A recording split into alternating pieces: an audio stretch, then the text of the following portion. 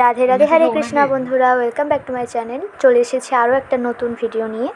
তোমাদেরকে নিশ্চয়ই আমি বলেইছিলাম যে যেদিন ওল খোলা হবে সেই দিন তোমাদেরকে ভিডিও করে দেখাবো যে ওলটা কত বড় হয়েছে। প্রথম থেকে ভিডিওটা শেষ পর্যন্ত দেখতে থাকো।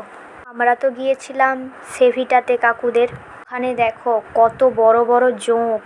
এবার জানো তো আমার পায়েও উঠে গেছিলো। কাকিমা নুন দিচ্ছিল।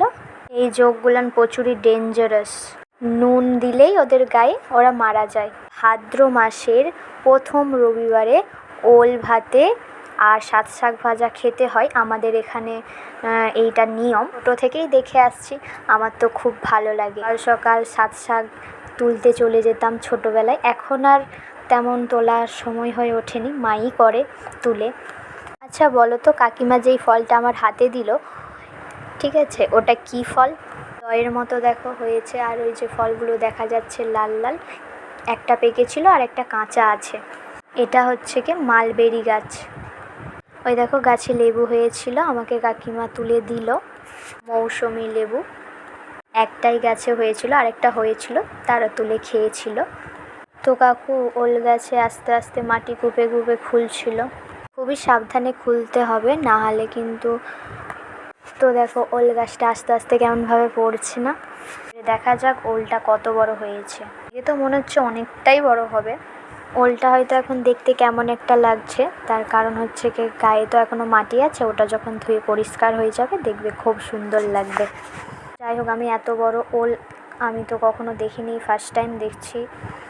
তো দেখো কাকু যেটা ভাঙছে না, ওটা আবার লাগানো হবে। যেমন আলু লাগানো হয় ঠিক সেইভাবেই লাগানো হয়। তো ওটা লাগালে আবার ওল গাছ হবে। তো আমি কাকিমাকে বলছিলাম যে কাকিমা পিফা পারো, তো কাকিমা পিফা পারছিল। গাছে অনেক পিফাই পেকে গেছে। পাকা পিফা খেতে না খুব ভালো লাগে, জানো তো। তো বাড়িতে এসে আমি আর কাকিমা ওলটাকে পরিষ্কার করে ধুচ্ছিলাম, জল দিচ্ছিলাম আর কাকিমা ধুচ্ছিল।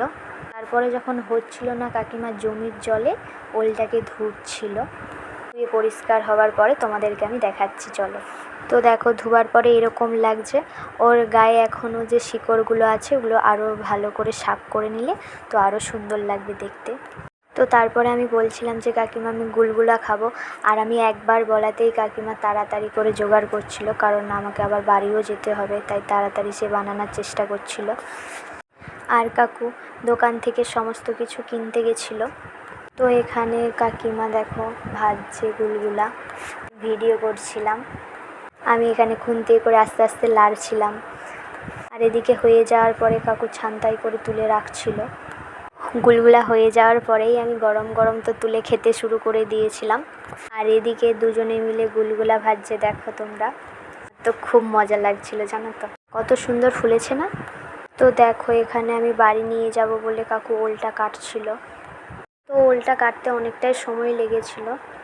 ভিডিওটা কেমন লাগলো অবশ্যই তোমরা কমেন্ট করে জানাবে। রাধে রাধে, হরে কৃষ্ণা।